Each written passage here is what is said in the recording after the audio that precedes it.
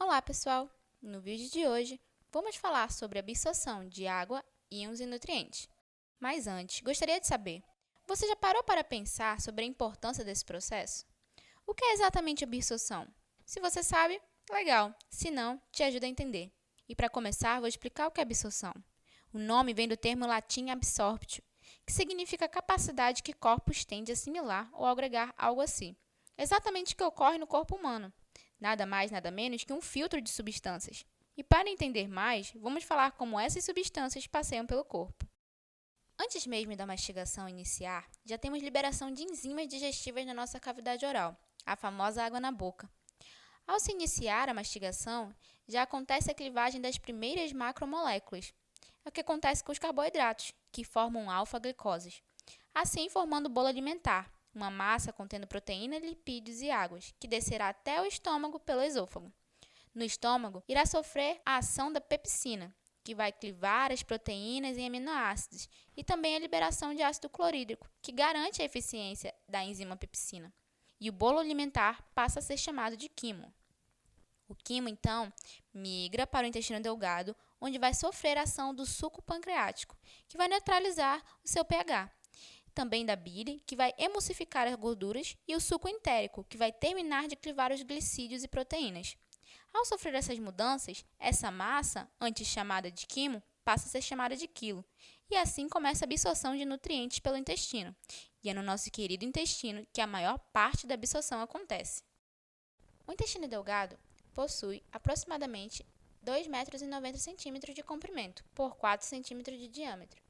E é nele que ocorre a maior parte da digestão, sendo o duodeno composto por 20 cm, o jejunum em torno de 100 a 110 cm e o íleo em torno de 150 cm a 160 cm.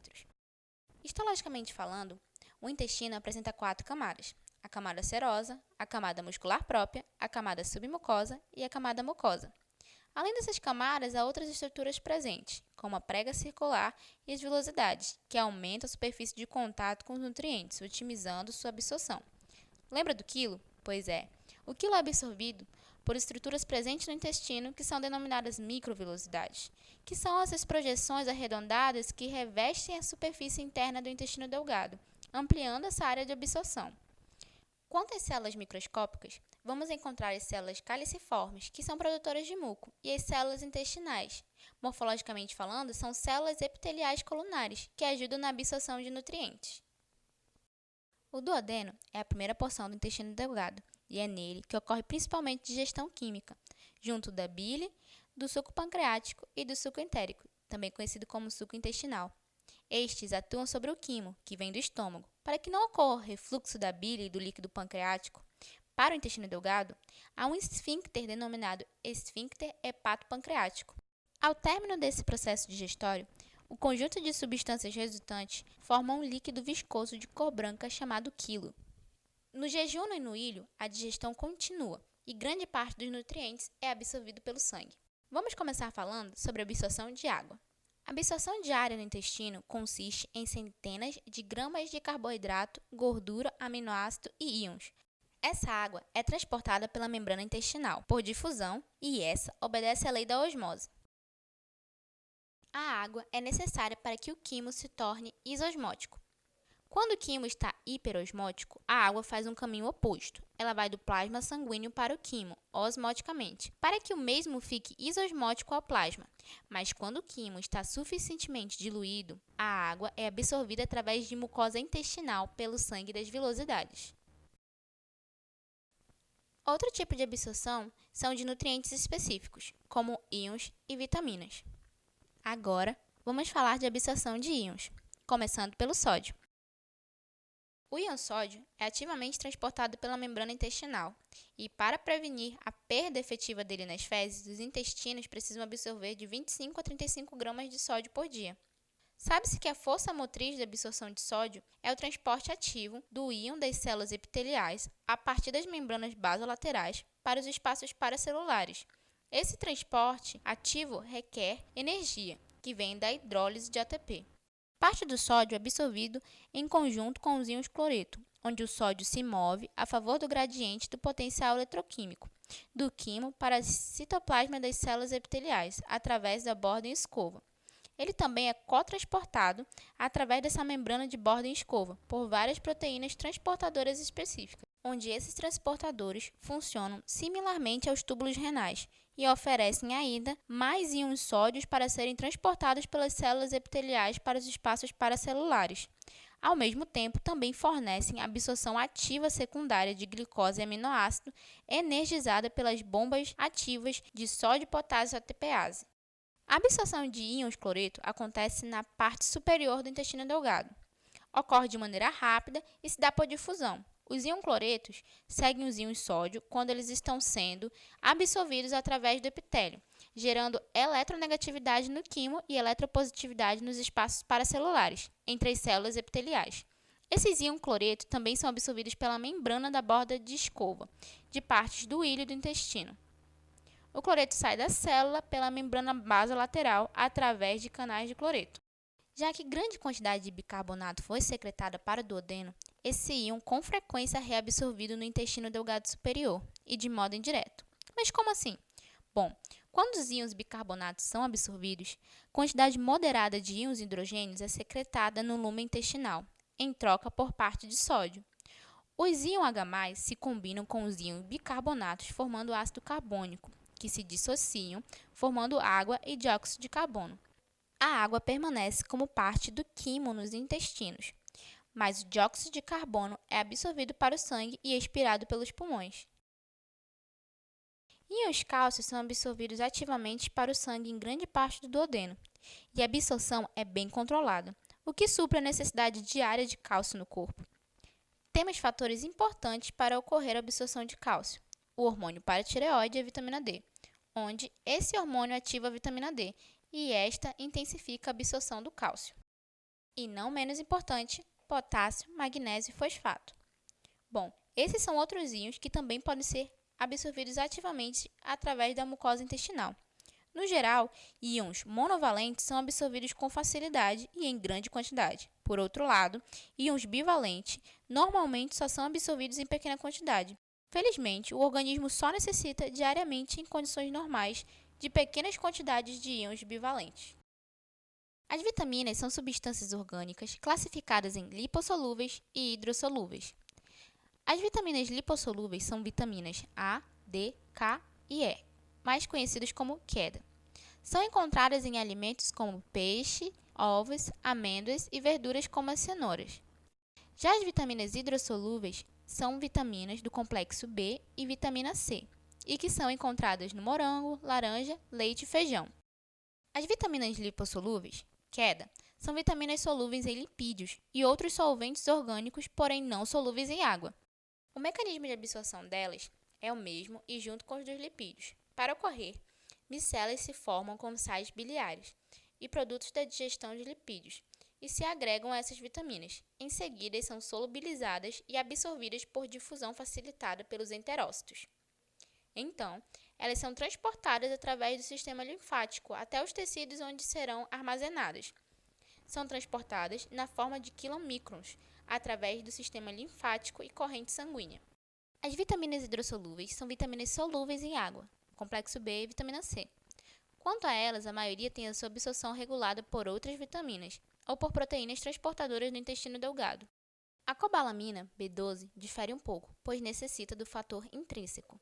Isso ocorre da seguinte forma: a vitamina B12 da dieta sofre ação digestiva da pepsina. A B12 livre se liga à proteína R, secretadas no suco salivar. As proteases pancreáticas degradam a proteína R, transferindo as vitaminas B12 para o fator intrínseco.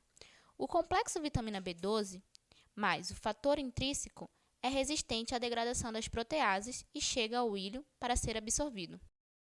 As proteínas são formadas por resíduos de aminoácidos ligados entre si por ligações peptídicas, e estas vão sofrer a hidrólise de forma parcial ou total durante a digestão gástrica intestinal. A hidrólise é catalisada por proteases e peptidases digestivas no lômen do estômago e do intestino delgado, além do interior dos enterócitos. A digestão inicia no estômago. O pH do lúmen é ácido e desnatura as proteínas, criando um pH adequado à ação da pepsina. Ela é segregada como um zimogênio inativo pelas células principais do estômago, quando estimuladas pelas gástricas. Algumas enzimas que são usadas, como pepsina, tripsina, quimiotripsina, dipeptidases, carboxipeptidases e aminopeptidases.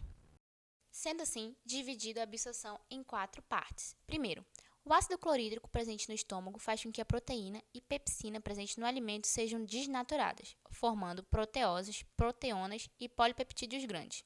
Segundo, no lume intestinal, as enzimas do pâncreas fazem a digestão da proteína, mais endógenas, mais dipeptídeos ou tripopeptídeos, aminoácidos também. Na terceira, que ocorre no fígado, os aminoácidos plasmáticos continuam e as proteínas mais importantes são sintetizadas como o carbono no aminoácido e a glicose. E na quarta fase, os que não são tão importantes ou utilizados, uma pequena parte é secretada. A digestão da gordura é complicada porque a maioria dos lipídios não são particularmente solúveis em água. Os sais biliares ajudam a quebrar a emulsão de partículas grandes em partículas menores e mais estáveis. Os sais biliares, como os fosfolipídios nas membranas celulares, são anfipáticos, isto é, eles têm tanto uma região hidrofóbica como uma região hidrofílica. As regiões hidrofóbicas dos sais biliares associam-se à superfície das gotas lipídicas, ao passo que a cadeia lateral polar interage com a água, criando uma emulsão estável de pequenas gotas de gordura solúveis em água. A primeira etapa, as gorduras lipofílicas, como ácidos graxos e monogliceróis, são absorvidos primariamente por difusão simples. Eles saem de suas micelas e difundem-se através da membrana do enterócito para dentro da célula. Na segunda etapa, uma vez dentro dos enterócitos, os monogliceróis e os ácidos graxos movem-se para o retículo endoplasmático liso, onde se recombinam formando trigliceróis. Os trigliceróis, então, combinam-se com colesterol e proteínas, formando-se grandes gotas, denominadas quilomicrons. Devido ao seu tamanho, os quilomicrons devem ser armazenados em vesículas secretoras pelo aparelho do complexo de Golgi, deixando a célula por exocitose. O grande tamanho do quilomicron, na terceira etapa, também impede que ele atravesse a membrana basal dos capilares. Em vez disso, os quilomicrons são absorvidos pelos capilares linfáticos, os vasos linfáticos das vilosidades. Os quilomicrons passam através do sistema linfático e, por fim, entram no sangue venoso logo antes dele se direcionar para o lado direito do coração. Alguns ácidos graxos curtos, com menos de 10 carbonos, não são agrupados em quilomicrons. Esses ácidos graxos podem, portanto, atravessar a membrana basal dos capilares e ir diretamente para o sangue. E, para finalizar, a absorção dos carboidratos. Após a quebra dos açúcares, ocorre a absorção. A maioria dos carboidratos da alimentação são absorvidos na forma de monossacarídeos. Apenas uma pequena parte é absorvida como disacarídeo e quase nada como polissacarídeo. O monossacarídeo mais absorvido é a glicose, por ser o produto da quebra do amido e é um açúcar mais abundante na dieta. A glicose é transportada por mecanismo de cotransporte com sódio. Na primeira etapa, ocorre via transporte ativo de sódio, através da membrana basolateral das células intestinais. Na segunda etapa, ocorre a diferenciação da concentração, que promove o influxo do sódio para o interior da célula por processo ativo secundário. Isto é, o íon sódio se combina com a proteína transportadora, só que ela só transportará sódio para o interior da célula se outra substância, como por exemplo a glicose, também se ligar ao transportador. Uma vez na célula epitelial, outras proteínas transportadoras facilitam a difusão da glicose através dessa membrana basolateral para o espaço extracelular e aí para o sangue. Aprendendo tudo isso, compreendemos a importância da situação e do processo de absorção para o corpo humano, em como ele é essencial para a nossa sobrevivência.